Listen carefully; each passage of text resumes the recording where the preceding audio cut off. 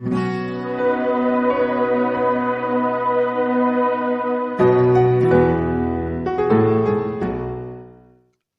शांति।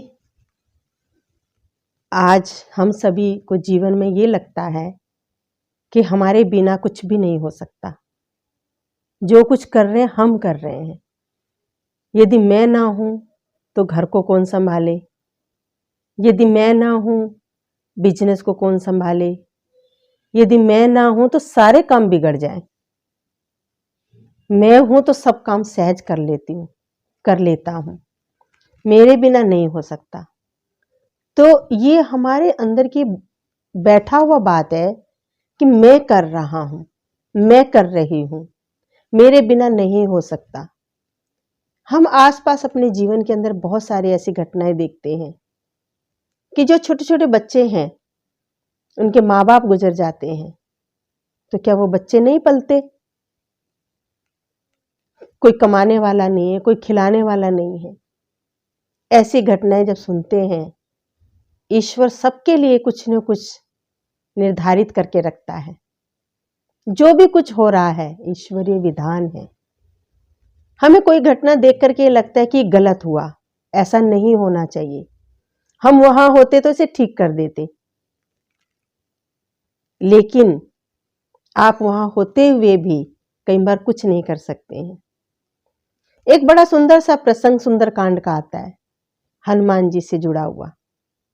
हनुमान जी जब लंका में गए थे, सीता जी को ढूंढने के लिए वृक्ष पर बैठे थे, उन्होंने देखा कि रावण बहुत गुस्से में सीता जी को तलवार से वार कर रहा है। उसने सोचा कि इसकी तलवार से इसका सिर काट देना चाहिए। लेकिन अगले ही क्षण उसने देखा कि मंदोदरी ने रावण का हाथ पकड़ लिया।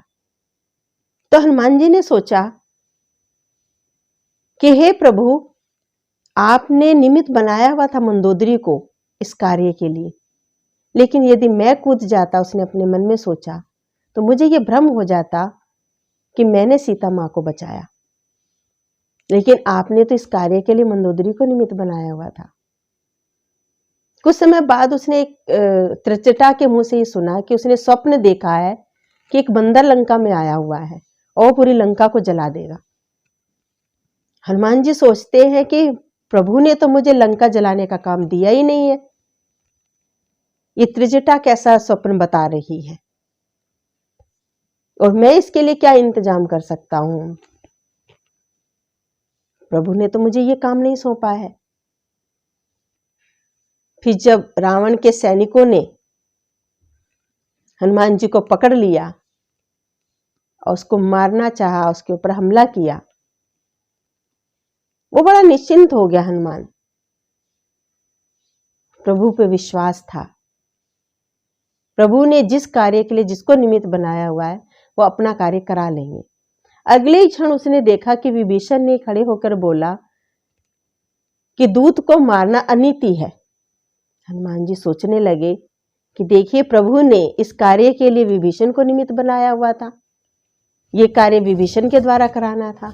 और आश्चर्य तो सबसे ज्यादा तब हुआ जब स्वयं रावण ने कहा कि बंदर को मारा नहीं जाएगा, किंतु इसकी पूंछ में कपड़ा बांध के घी लगा के आग लगा दी जाए। हनुमान चकित हो गए कि इस कार्य के लिए भगवान ने रावण को निमित्त बनाया हुआ था। नहीं तो मैं कहां से घी लाता, कहां से कपड़ा लाता, कहां से आग का इंतजाम करता। पर वो परमात्मा जब रावण से भी अपने काम करा सकता है, तो मेरे द्वारा अगर कोई काम करा लेगा तो कौन से आश्चर्य की बात है। तो हम मनुष्यों को ये भ्रम होता है कि हम कर रहे हैं, हम नहीं होते तो क्या होता, मैं नहीं होता तो क्या होता, हम हैं तो सब कुछ सही है। मैं घर को, नारी सोचती है मैं घर को व्यवस्थित रख सकती हूँ, पुरुष सोचता है मैं कमा के लाता हूं इसलिए सब खा रहे हैं। नहीं, सब ईश्वर का कार्य है, ये ईश्वर का खेल है, ये सृष्टि ईश्वर की है, इसका रचता विधाता दाता ईश्वर है। वो जिससे चाहे अपने कार्य करा लेता है। पर उसने अगर मुझे निमित्त बनाया है, मुझे चुन लिया है इस कार्य के लिए, तो मेरा भाग्य है, मेरा अहोभाग्य है कि ईश्वर ने मुझे इस कार्य के निमित्त समझा। पर हम अभिमानवश ये सोचते हैं हमने किया, हम कर रहे हैं, और जहां अभिमान आ जाता है वहां कार्य की जो गुणवत्ता है वो कम हो जाती है। कार्य की जो प्राप्ति है, कार्य की जो रूपरेखा है, जो निखर के आनी चाहिए, वो नहीं हो पाती है। इसलिए फिर हम बाद में कहते कि जैसा हम चाहते थे वैसा नहीं हुआ, क्योंकि ईश्वर जैसा कराना चाहता है, हमने उसमें अपने ईगो को डाल लिया, हमने उसमें अपने अभिमान को डाल लिया, अपने आप को उसमें मिक्स कर दिया। ईश्वर की इच्छा मानकर, ईश्वर की प्रेरणा मानकर उस कर्म को नहीं किया, इसलिए उस कर्म की जो क्वालिटी है वो डाउन हो जाती है, उस कर्म की जो गुणवत्ता है वो कम हो जाती है। ये संसार का जो रक्षक है, इस संसार का जो मालिक है, इस संसार का क्रिएटर डायरेक्टर जो है वो परमात्मा है, और परमात्मा ने हम सबको किसी न किसी कर्म के निमित्त बनाया हुआ है। हम सब इस संसार के अंदर किसी न किसी कर्म के निमित्त बनकर आए हैं। हमको कुछ न कुछ कर्म दिए हुए, हर एक को दिए हुए हैं। जरूरी नहीं है सारे काम मैं ही करूं, सब काम उसने बांटे हुए हैं।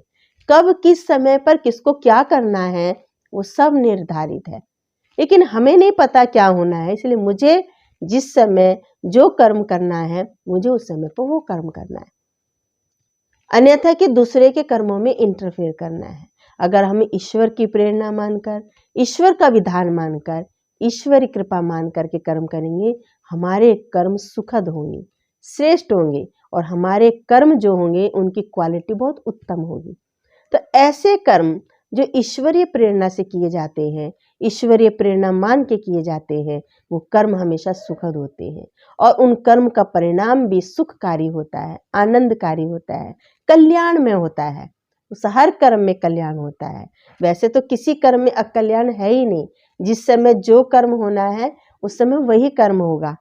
सुबह में सुबह की तरह के कर्म होते हैं, दोपहर में दोपहर की तरह के कर्म होते हैं, शाम को शाम की तरह के कर्म होते हैं।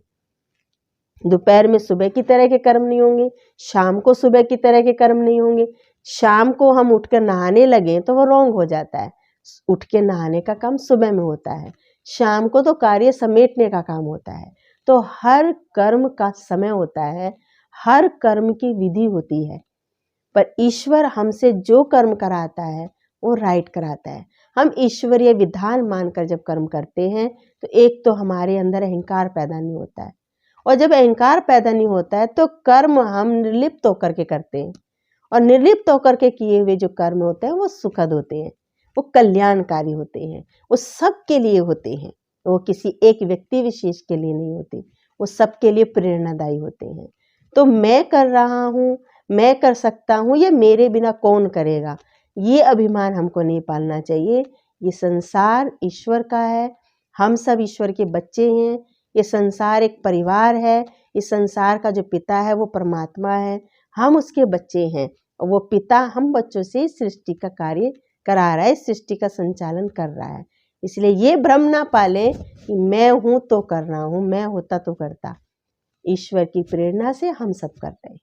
ओम शांति।